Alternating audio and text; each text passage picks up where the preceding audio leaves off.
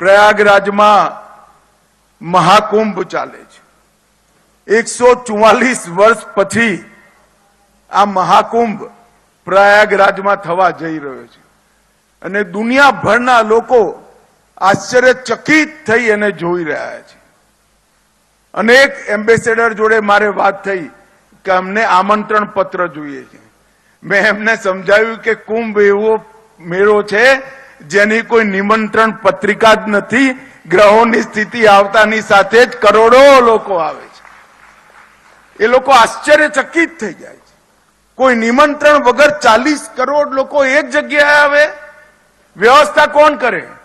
મેં કહું સરકાર જે વ્યવસ્થા કરે એ વ્યવસ્થા રામ સેતુમાં ખિસકોલીની મદદ જેટલી હોય। સરકારી વ્યવસ્થાના આધાર પર આ કુંભ નથી ચાલતો। અનેક સંતો, મહંતો, ધાર્મિક જનો, ધાર્મિક સંસ્થાઓ, આ કરોડો લોકોના રહેવાની વ્યવસ્થા અને કુંભમાં ગયેલો કોઈ પણ વ્યક્તિ હોટલમાં નથી રોકાતો, ત્યાં ટેન્ટમાં ઠંડીમાં જમીન પર સૂઈ ત્યાં ગંગા સ્નાન કરવા માટે લોકો જાય છે। એક દેશમાંથી 40 કરોડ લોકો, લાખો લોકો વિદેશથી આશ્ચર્યચકિત થાય એવી વ્યવસ્થા ન જાણે કેટલા હજારો વર્ષથી ચાલે છે। મોગલો આયા તો એ ચાલી, અંગ્રેજો આયા તો એ ચાલી, અને કોંગ્રેસિયાઓનું રાજ થયું ત્યારે એ ચાલી। એને કોઈ ના રોકી શક્યું। એ સળંગે સળંગ અક્ષુણ રીતે, અખંડ રીતે એક પરંપરા તરીકે ચાલી અને આજે મહાકુંભનું આયોજન ખૂબ મોટી માત્રામાં થયું છે। ખૂબ સુંદર વ્યવસ્થાઓ ત્યાંથી।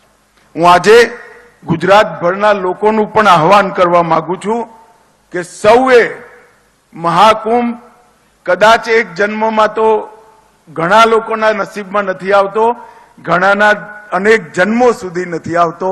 મહાકુંભમાં જરૂર જવું જોઈએ। આ કુંભ अपने एक प्रकारથી કુંભ પોતે જ સમરસતાનો, એકતાનો સંદેશ છે। ત્યાં કઈ જાતિનો કોણ છે કોઈ નથી પૂછતું, કયા ધર્મનો છે, કયા સંપ્રદાયનો છે કોઈ નથી પૂછતું।